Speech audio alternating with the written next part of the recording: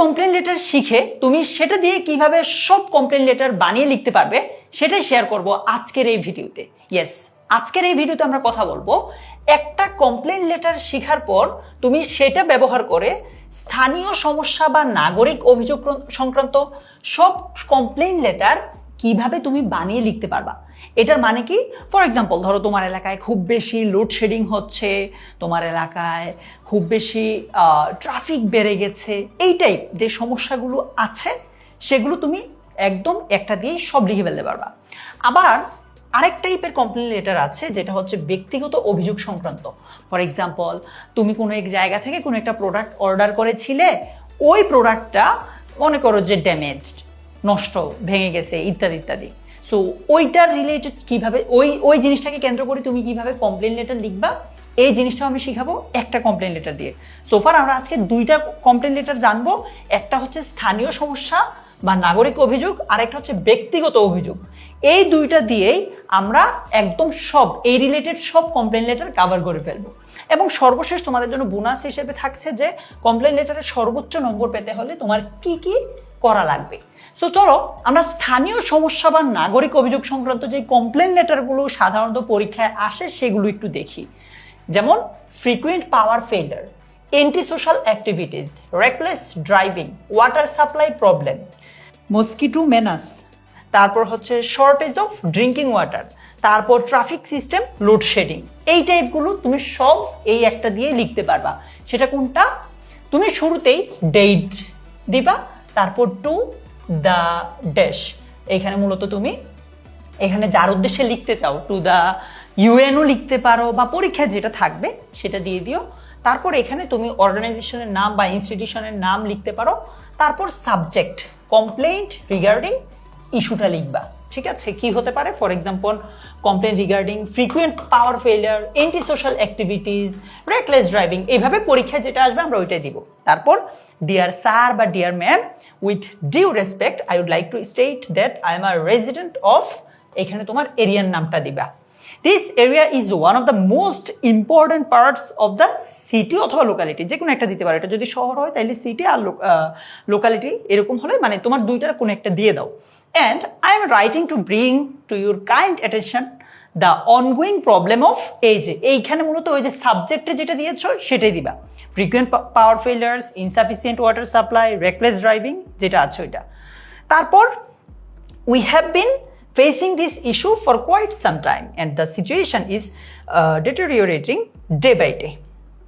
Due to this problem, daily life has been severely disrupted.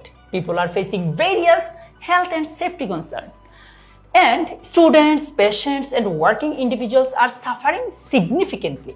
It has become a matter of serious concern for the entire community. সর্বশেষ গিয়ে লিখবা, I therefore request you to consider our situation and take prompt and effective action to resolve this issue. Your kind cooperation in this matter will be deeply appreciated. সর্বশেষ শেষে দিবা sincerely yours, তোমার নাম, তোমার role. তো তোমার role বলতে এখানে কিন্তু ক্লাস রোল বোঝাচ্ছে না যে তো তুমি কি করো না করো, বা এরকম লিখতে পারো, আর রেসিডেন্ট অফ, তারপর এই এরিয়ার নামটা দিয়ে দিতে পারো আর কি। ঠিক আছে, এই রুল কিন্তু ক্লাস রুল না, বানানেও ডিফারেন্ট আছে। সো তুমি এই যে কমপ্লেন লেটারটা আছে এইটা ব্যবহার করে জাস্ট এই জায়গাগুলো চেঞ্জ করে তুমি এই রিলেটেড সবগুলোর উত্তর করতে পারবা। কেমন? আচ্ছা, তাহলে দ্বিতীয় টাইপটা কি মনে আছে? একটু আগে বলেছিলাম যে ব্যক্তিগত অভিযোগ সংক্রান্ত সব কমপ্লেন লেটার কভার করবো আমরা সেকেন্ড লেটারটা দিই। মানে কিরকম, ধরো received a broken or wrong product through online purchase. তুমি অনলাইনে কোনো কিছু কিনেছ, কেনার পর তুমি একটা ভাঙা কিংবা ভুল প্রোডাক্ট পেয়েছ। Poor service or service not delivered on time, payment deducted but product not delivered. তোমার কাছ থেকে টাকা নেওয়া হয়েছে বাট প্রোডাক্ট দেওয়া হয় নাই। Item lost during courier service delivery, courier সার্ভিসে তোমার কোনো একটা প্রোডাক্ট ধরো হারাই ফেলছে। Issues with membership or subscription. So এই টাইপ যেই ব্যক্তিগত পর্যায়ের অভিযোগগুলো আছে ওই রিলেটেড সব অ্যাপ্লিকেশন আমরা কভার করব এই একটা অ্যাপ্লিকেশন দিয়ে। টু, প্রথমে তো ডেট, তারপর to the customer service manager, তারপর এখানে তুমি তোমার ওই কোম্পানির নামটা, শপের নামটা বা সার্ভিসের নামটা দিতে পারো, কোম্পানির অ্যাড্রেস বা ব্রাঞ্চ যদি থাকে সেটা দিতে পারো, তারপর subject complaint regarding defective product, wrong delivery, poor service, অর্থাৎ যে ব্যাপারে কমপ্লেন পরীক্ষার প্রশ্নে এটা থাকবে সেটা দিয়ে দিবা। তারপর ডিয়ার স্যার বা ma'am, I am writing to complain about the product অথবা সার্ভিস, দুইটার একটা। যদি প্রোডাক্টের ব্যাপারে হয় তাহলে প্রোডাক্ট, আর সার্ভিস মানে কোনো একটা সেবা প্রদানের ব্যাপারে কমপ্লেন হইলে তুমি তখন সার্ভিস দিবা।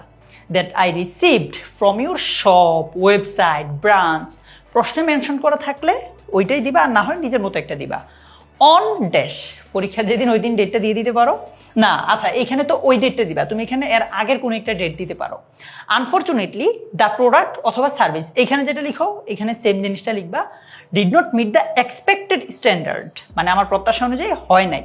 দ্য ইস্যু ইজ দ্যাট, সমস্যাটা হচ্ছে এই যে ইট অ্যারাইভড ব্রোকেন, এটা ভাঙা পেয়েছি, নাকি ইট ওয়াজ ইনকারেক্ট, এটা ভুল ছিল, আর নাকি দ্য সার্ভিস ওয়াজ আনস্যাটিসফ্যাক্টরি। মানে যেটাই হয় যে কোনো একটা দিয়ে দিও, প্রশ্নে যদি মেনশন করা থাকে বিশেষ কিছু তাহলে তো ওইটাই দিবা। I believe this issue needs to be addressed promptly. I have attached, তুমি ইনভয়েস নাম্বারও দিতে পারো, অর্ডার আইডি, ফটোস, যে কোনো একটা দিয়ে দিও, to help verify the complain. Due to this issue, এই ইস্যুটার জন্য I have been quite disappointed and would like to be resolve as soon as possible. মানে আমি এটা নিয়ে খুবই অসন্তুষ্ট, আর আমি চাই এটা যত দ্রুত সম্ভব হয়ে যাক সমাধান। I therefore request you to kindly look into the matter and take necessary action as soon as possible. Your prompt cooperation in resolving this issue will be highly appreciated. Sincerely yours, এখানে তোমার নাম, তোমার contact information, মানে এখানে ধরো mobile number বা email, এগুলো দিতে পারো। তো তুমি যদি এই কমপ্লেন লেটারটা ফলো করো তাহলে তোমার ব্যক্তি পর্যায়ের সব কমপ্লেন লেটারের উত্তর কিন্তু হচ্ছে। সোফার এই দুইটা থেকেই পরীক্ষায় সবচেয়ে বেশি আসে। কেমন? এবার আসো যে formal letter as in complain letter বুঝাচ্ছি। কমপ্লেন লেটারে সর্বোচ্চ নম্বর পেতে হলে তুমি কি কি করবা? সঠিক স্ট্রাকচার ফরম্যাটটা অনুসরণ করবা, যেটা একটু আগে আমরা দেখিয়েছি, যে প্রথমে ডেট, তারপর এইভাবে, এই জিনিসটা অবশ্যই অনুসরণ করবা।